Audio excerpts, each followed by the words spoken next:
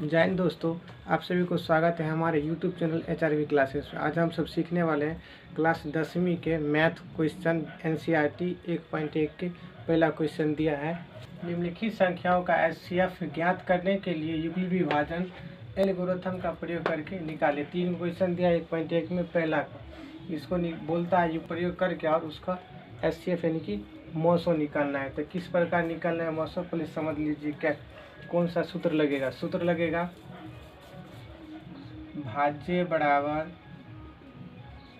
भाजक गुने भागफल प्लस में शेषफल। इस सूत्र पे लगाएंगे और उसके बाद इसको पूरा हल करना है। तो लिख लेना है पहले हल बराबर क्वेश्चन लिख लेना है 135 और 225 है। तो 135 और 225 में देखना है कौन बड़ा है। तो बड़ा कौन है? 225। तो 225 ऐसे करके बड़ा सिग्नल दे देना है।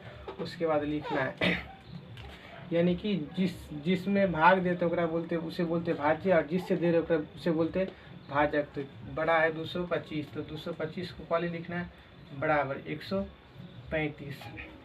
यानी कि किस में देंगे भाग?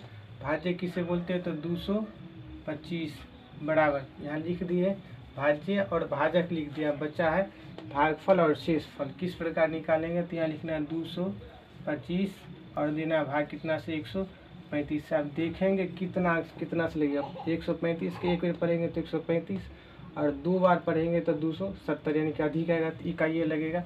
लिखना है 1, यहाँ लिखना है 135 से घटाना है। 5 में 5 गया तो 0, यहाँ बच गया 2, यानी कि 2 में से नहीं घटेगा तो पहचान लेंगे, हो जाएगा 12। 12 में से 3 गया तो 9, यहाँ बच गया 1 में से गया तो 0। कितना आ गया शेषफल? 9 और भागफल 1। तो सूत्र दिया भाज्य लिख दिए, भाजक भी लिख दिया और गुने भागफल कितना आया है? 1। तो ये यहाँ लिखना है। फिर प्लस शेषफल कितना है? 90 आ गया। फिर यहाँ मिटाना है, लिखना है इसके आगे कुछ और। शेषफल जब तक 0 नहीं आएगा तब तक इसका हल खत्म नहीं होगा। तो यहाँ लिखना है 0 शेषफल नहीं आया तो लिखना है जहाँ शेषफल बराबर नहीं है 0। जब तक शेषफल बराबर 0 नहीं आएगा तब तक इसको हल करते ही जाएंगे। अब दूसरा लिखना है। फिर यहाँ भाजक को यहाँ उठा लेना है। भाजक लिखना है 135 बराबर, फिर भागफल कितना है? शेषफल 90, तो 90 उतार लेना है यहाँ। और फिर उसी प्रकार जिस प्रकार यहाँ बनाए थे उसी प्रकार लिखना है।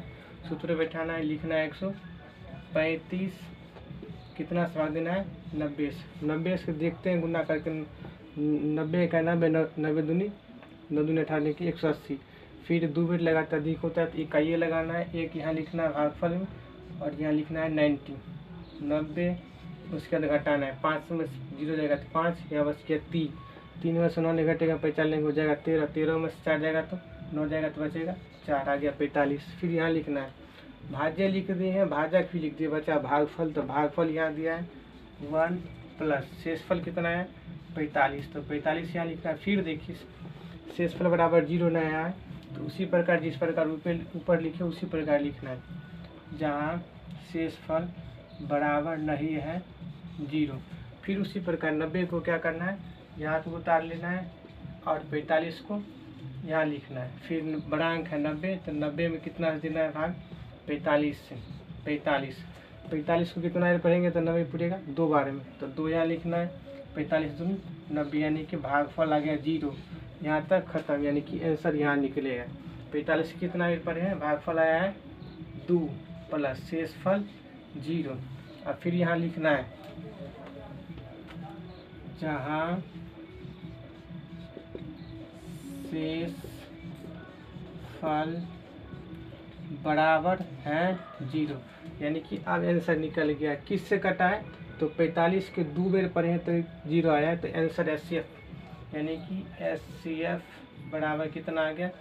45।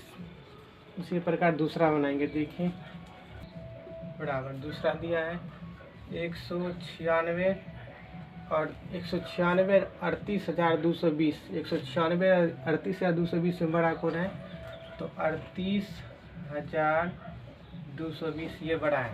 तो फिर क्या करना है, उसी प्रकार ये सूत्र लिखना है। जिससे भाग देते हैं उसे क्या बोलते हैं, जिसमें भाग देंगे उसे भाजक, और जिससे देंगे उसे भाज्य, भागफल और शेषफल आएगा भाग देने के बाद। तो लिखना है पहले यहाँ कितना, भाज्य कितना दिया 38,220 बराबर भाजक है 196 गुने भागफल लिखना है यहाँ, गुने भागफल प्लस शेष फल ये लिखना है। उसके बाद फिर लिख लेते हैं इसको, देखो 38,220 बराबर 196। उसके बाद देखिए इस 38,220 भाग देना कितना से 196 से। 196 के खात भरना है कि कितना बेर हमें 38,220 पूरे चाहे से कम हो, तो गुना करके देख से 196 को 50 से पहले गुना करके देखते हैं पुरता है कितना पुरता है। 50 यानी कि 0 से गुना करेंगे 0 0 0, फिर 5 के 6 से गुना करें 56 से 30 की 0 हासिल 3, 90 से 45 3 48 का 8 हासिल 4, 5 से क्या 5 4 9, तो 0 0 8 और 4 यानी कि 4800 है। तो इससे अधिक से गुना करना है 196 के गुना करना है 195 से गुना कर देखते हैं। 56 से 30 के 0 हाथी बचा 3, 5 के 90 से 45 और 3 48 हाथ से बच गया 4, 5 से क्या 5 4 9, फिर करना है 9 से 9 6 54 के 4 हासिल 5, 9 9 81 5 86 86 के 6 हासिल 8 बच गया। फिर करना है 9 के 1 से 9 का 9 9 8 17, फिर यहाँ भी काटना और यहाँ भी काटना। 1 से गुना करेंगे 6 से तो 6, 1 के 9 से गुना करेंगे तो 9 और 1 के 1 से गुना करेंगे तो 1। आप जोड़ना है 0 8 4 12 के 2 6 6 12 2 6 12 6 21 21 1 22 22 के 2 हासिल 2, 9 7 16 16 2 18 18 का हासिल 1 1 1 2 1 3, तो 38,220 पूर गया। हम 196 में 195 से गुना किया तो एक ही में कट गया, तो कितना है 195। यहाँ लिखना है भागफल में कितना 195 और कितना आया था, तो पूरा पूर गया था 38,220, घट के आएगा 0, यानी कि 195 को 195 पर है तो कितना पूर गया 0। तो लिखना है यहाँ भागफल कितना आ गया है 195 प्लस शेषफल कितना आ गया 0। तो यहाँ सीधे लिखना है जहाँ शेषफल बराबर है 0, तो इसका SCF कितना हो गया 196। अगर क्वेश्चन समझ गए होंगे तो तीसरा दिया है 867 और 255, इसका आंसर दे के आप सभी कमेंट कीजिएगा। और एक और क्वेश्चन है कि पाई जो है ये पाई अपरमेय संख्या या परमेय संख्या, इसका आंसर आप सभी कमेंट कीजिए। अगर वीडियो अच्छा लगे हो तो दोस्तों के साथ शेयर करें और चैनल को सब्सक्राइब करें।